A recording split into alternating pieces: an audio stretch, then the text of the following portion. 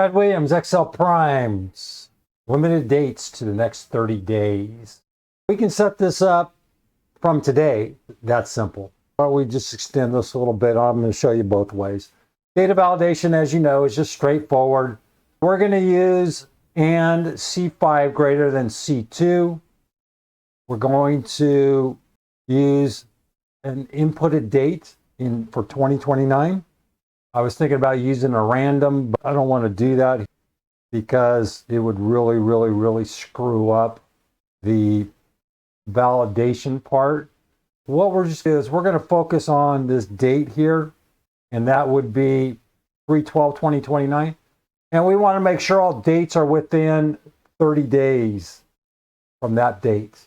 We could put this instead of C2, we could put the today function in there and do the exact same thing. We're moving forward and we're just using this. Here's the formula, 3/16/29. Data validation's in place. So I'm going to go to 5/17 and we get the error. So it's proven. Here's the write-up. If we're using today, this is how it works. We're going to add 30 days from today, or we're going to add 30 days from this date. We can't count today. We could add, let's go 3/12/29. It even says that doesn't work. I don't know if it's because it was reading 29. So let's try 3/12/2029. It won't accept a particular date. Go 3/13/29, and that's a valid date. The rules are very explicit here. When it says dates to the next 30, we exclude because it says C5 greater than C2. We could put an equal sign there. Why? Okay, in terms of moving forward and completing this deal, same song and dance. We're going to grab this data. So just grab the data, copy, escape. Now you do understand how this works. We have an AND function, so both have to agree. It has to be greater than C2 and less than 30 days ahead. If not, invalid. And checks whether all conditions are met, true or false.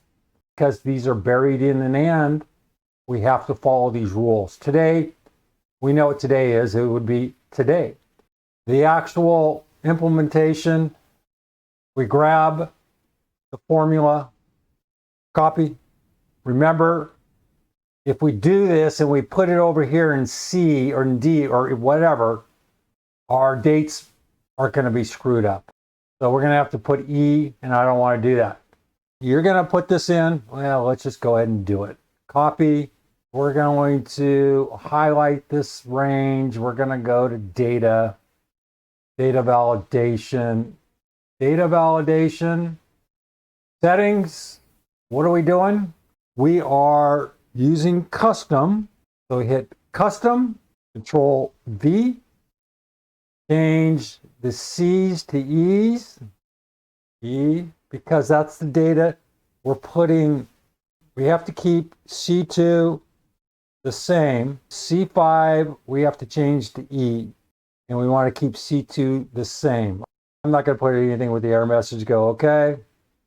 And then let's see. Let's go 3/13, 3/13/29, 3/13/2029. Cancel. Go back here. Data validation. E5 is greater than C2. Oops. What do we do there? A comma. A typo error is common. Oh, 3/29, 3/13/29. Enter.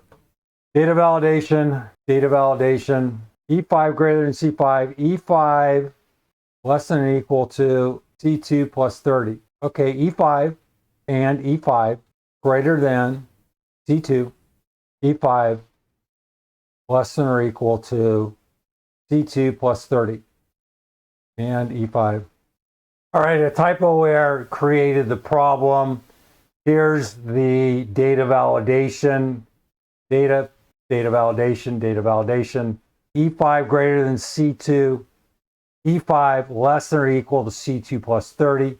That means we can put in data from 3/13 up through 4/11/2029. Cancel 4/11/2029. It may be 4/12, but I don't know, January, February, March. So yeah, that'll be 12. So we can go 4/12. And I think that should be an error. Okay. Cancel. And that's it. That's if you want to customize a customized already documentation. In other words, I went ahead, I ignored the today, and I put this forward date just because we can. That's it. Okay. I think that's a nifty little tool. Get rid of this. We're going to do what? We're going to use data validation. Data validation. We want to clear all this. See you later, alligator. Data validation, clear all. This thing can really, really test your patience. Data validation, cancel. What's the rule of uncertainty? Find and select, go to special, data validation, there you go. These dates, they're there, they're hard-coded, get rid of them. Brad Williams, XL Prime.